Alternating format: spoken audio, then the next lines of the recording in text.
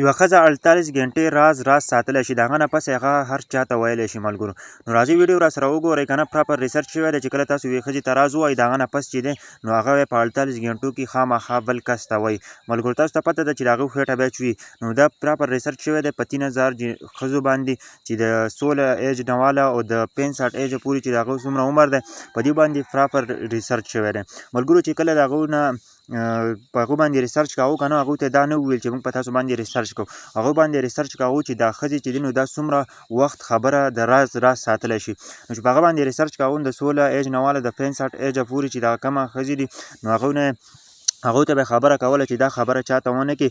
نو هغه چې کومه ریسرچ وشو نو تقریبا یوه ښځه چې وه نو زیات نه زیات چې دی نو 48 ګنټې خبره یې څه وکړه، راز وساتو. د هغه نه پس چې دی نو هغه خپلې مور ته ویل یا خاوند ته ویل یا د هغه نه پس چې دی نو نورو خپل ملګرو ته وایي نو هغوی ته وویل. او ملګرو د کومې نه چې دا کم ټایم دی که نه خبره یې ایساره کړه نو هغه 15 منټ چې ده نو هغه خبره یې ایساره کړه او د هغه نه پس چې دی نو دغه خلکو ته یې وویله. ملګرو تاسو ته پته ده نن سبا که تاسو ښځې وګورئ نو هغه خلک وایي چې د ښځو د وجې نه ډېر زیات شرونه جوړېږي او ښځې چې دي نو هغه خبره ډېره زر رسوي. نو دا بالکل حقیقت خبره ده. د ریسرچ مطابق چې دی نو ښځو نه ریسرچ کړی دی چې دا ښځې چې دي نو دا څنګه خبره رسوي، په څومره وخت کې خبره رسوي.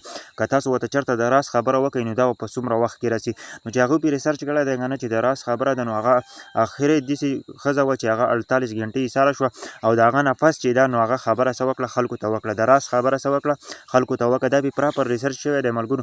نو چېرته هم په ښځو باندې یقین مه کوئ، ځکه چې په ښځو خبره چې ده نو ښځې ته خبرې مه کوئ د راز، که نه تاسو به ډېر زیات بیا خراب وځي.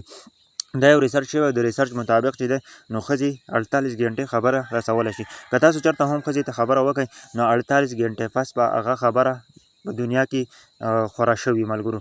نو دا د ښځو راز دی که نه چې 48 ګنټې پس بس تاسو خبره ضرور رسي.